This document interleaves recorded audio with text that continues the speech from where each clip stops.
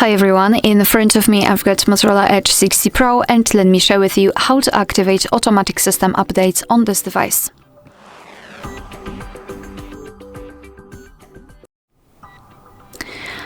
So let's begin with opening the settings, and here we have to scroll down to the very bottom to find About Phone.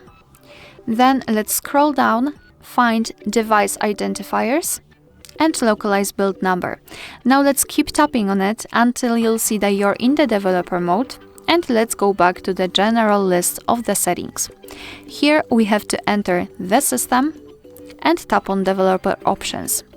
Here, scroll down just a little bit to find this option, Automatic System Updates, and turn it on just by tapping on the switcher. So from now on, your device is allowed to apply the updates whenever it will be restarted. Of course, you can turn this option off just by tapping on the switcher again.